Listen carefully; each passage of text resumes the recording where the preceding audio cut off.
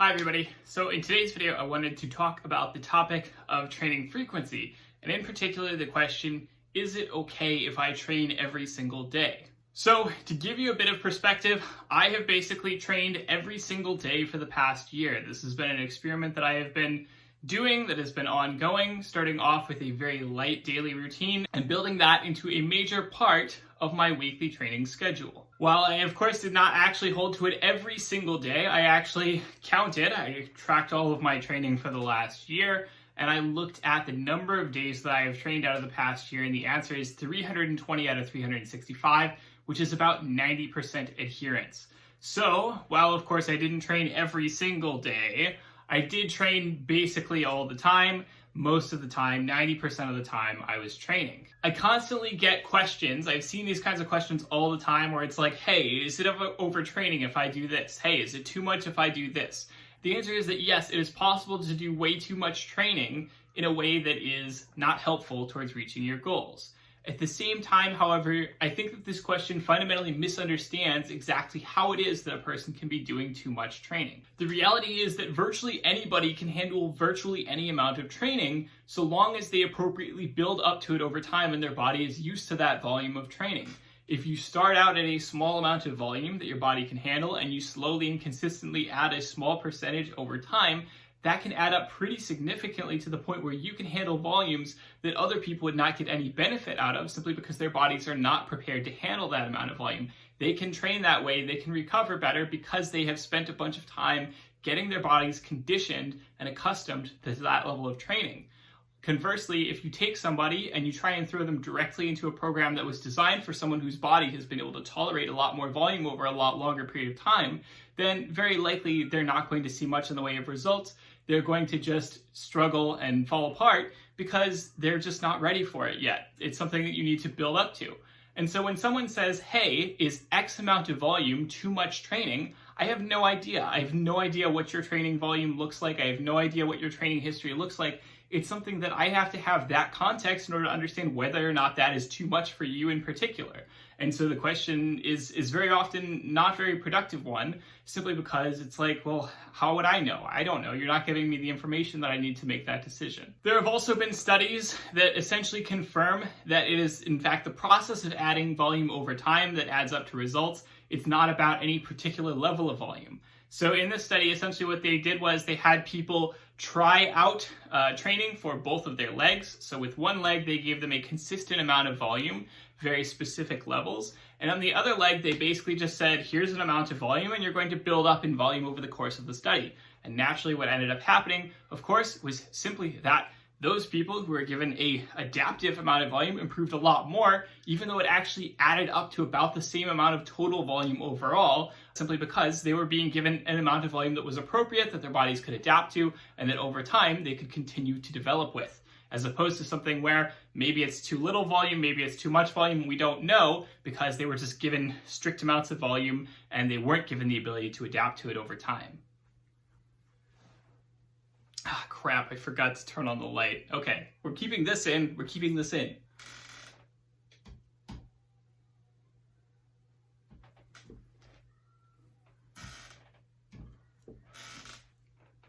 There's the YouTube light. All right, so before we move ahead, don't forget to like the video to help level up the channel, and we will continue. So with this understanding of volume in mind, how do we structure our training weeks? Well, it's not really a simple answer. The answer is that you want to structure your training week in such a way that it maximizes the amount of volume that you can complete in that training week, right? We want to ensure that you are completing the maximum amount of volume that is tolerable for your body within that context. And we want to make sure that week to week it is increasing in the amount of volume that you are using. So you could imagine that within that training week, there's actually a lot of different ways that you could split that up. To go to one extreme, you could imagine a guy who basically just trains with one workout a week. So what he does is he does all of his volume in a single workout. Maybe it's 5, 6, 7 hours long. It's exhausting. It takes all day. And that would not be ideal, obviously, simply because he is exhausting himself. When you are doing something like a 4-hour long workout, obviously that first hour is going to be, generally pretty high energy. You're going to be, generally in pretty good shape. And then the longer that the workout goes on, the more that you're going to have low energy, the more that it's going to start actually decreasing your ability to perform volume, to continue training, to get a good training session in. And so as a result, while that is theoretically possible, it's certainly not optimal, because it means that that person is simply not really taking advantage of the way that fatigue works. When, of course, for example, if that guy then took that same amount of volume and split it up over more sessions, he would have more recovery between sessions. He would have shorter workouts that aren't going to go on for 4, 5, 6 hours. And that means, of course, that he can be a little bit more fresh for each session, and therefore he can complete a bit more volume with basically the same amount of time spent in the gym. And so that is a bit more optimal. Now, of course, you can imagine the exact opposite end of the spectrum, right? You could imagine someone that trains 7 days a week. You could imagine someone that trains maybe, say, for example, twice a day for 7 days a week. So, instead of going for, just one workout per week, you're going for 14 workouts per week. Now, of course, this might be a bit more ideal in terms of spreading out your recovery very evenly, but it also means that we have to worry about things like sunk cost of getting to the gym. So when you have someone who's going to the gym just once a week, it takes maybe a few minutes to find your gym bag, to get everything ready, hop in the car, drive to the gym, get changed, work out, get changed again, take a shower, whatever it is, drive back. You do end up wasting a lot of time just getting to the gym. And so when you are working out very frequently, that's just multiplying all that time that you spend getting to the gym.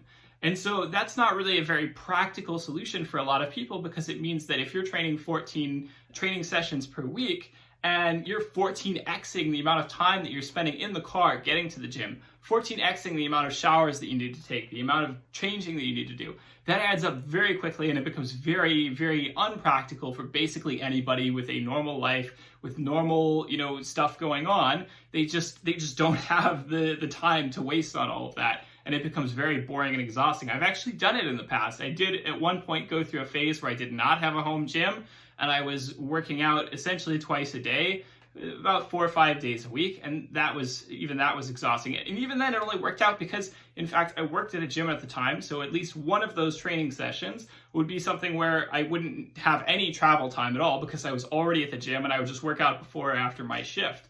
And then, of course, just getting to the gym a second time each day was exhausting. It was difficult. I didn't enjoy doing it. Likewise, that kind of strategy is only very practical in many cases for people who have a home gym, who have all their equipment with them, because that minimizes the amount of time task switching that you have to do to get started on a workout, to finish a workout, and to move back to whatever else you're doing in your life. When you're splitting things up more finely, it also introduces the issue of recovery. And the reason for that is simply that when you are doing a hard workout that really exhausts a muscle group, it can take about 2 to 3 days for that muscle group to recover to the point where it is fully able to perform again, to the point where you're able to complete the same amount of volume in another workout.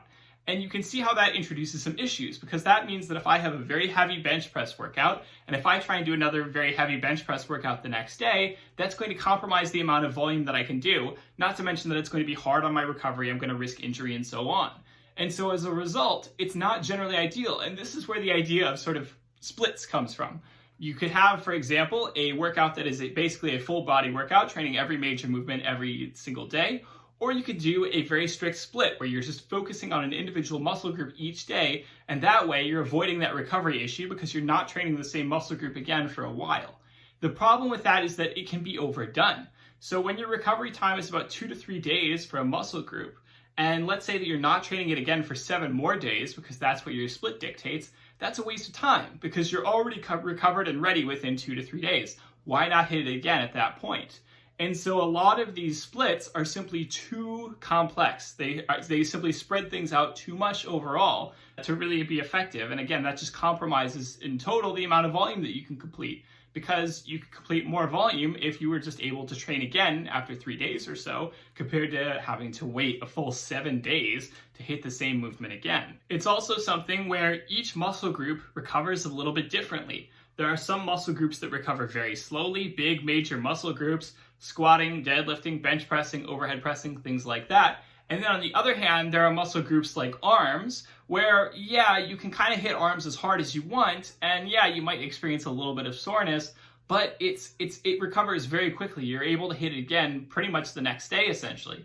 And so there are certainly some movements, some types of exercise that are maybe a little bit more conducive to being trained every single day or with great high frequency compared to those muscle groups where, for example, you do a deadlift and it might knock you on your ass for 3, even 4 days at a time, simply because it's so exhausting and it uses so much muscle mass at once. So when you're doing splits, it becomes a matter of, okay, how do we manage things in a way that just optimizes the amount of fatigue I'm experiencing, optimizes my ability to continue training the same muscle groups over and over again as soon as possible with as much volume as possible, and then continuing from there.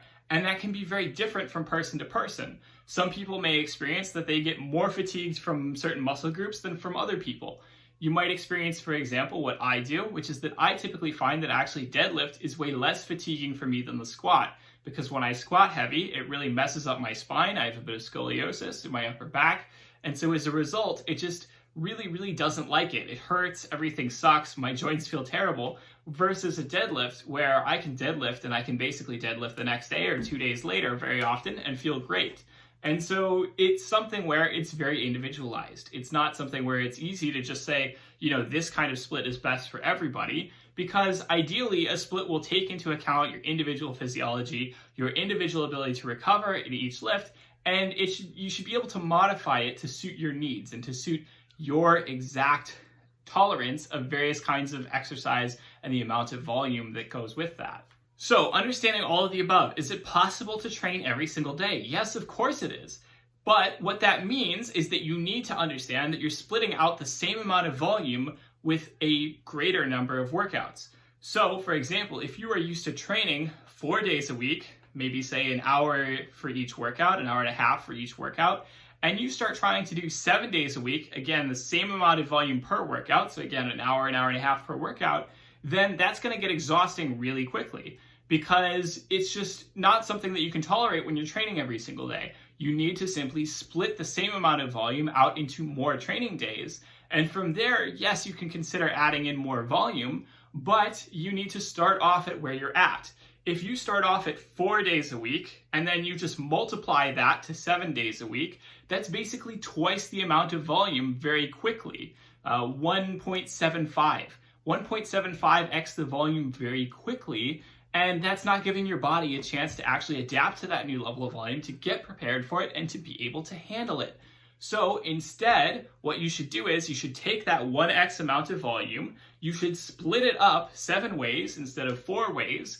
Then that's going to mean that all of your workouts are a bit shorter. And that's going to be a positive, because it means that you're going to get into the gym faster. It means you're going to get done with your workout faster. It might mean something where before you were used to doing 4 or 5 exercises in a workout. Now you're only doing 3, and that's fine. And it's actually something good, again, because you're going to have more energy for each workout. You can focus on it. You can get it done quickly. You're going to have higher energy levels throughout, simply because, again, you have less volume per workout. It's also something where if you're going to be adding volume to a workout consistently, you need to be more careful when you know that it's going to be multiplied 7x as opposed to when it's going to be multiplied 4x.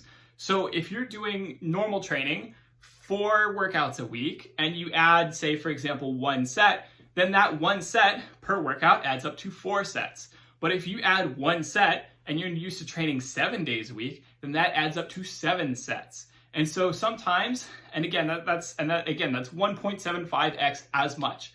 And so sometimes when you are adding things, you need to be extra careful. You need to take things even slower when you're adding volume, so that you can make sure that you are not overwhelming things very quickly, and so that you can ensure, again, a consistent amount of progress. It's also something where when you get used to training so frequently, the soreness kind of goes away. Your body kind of gets used to recovering on that kind of timetable and gets prepared for it. So there may be a transition phase where, okay, you're struggling for a little bit, transitioning from 4 workouts a week to 7 workouts a week. But after you get used to it, you can handle it, and you can move on from there, and you can continue to add volume, and you can continue to add work and continue to see results. I'll also say that there are a ton of people who just don't like training 7 days a week. I have had a lot of clients over the years, and what I tell my clients is a very modified version of this conversation that I am explaining to you now. I explained to them, hey, we could really take this amount of volume, we could split it up over any number of days that we want. What would you prefer to do?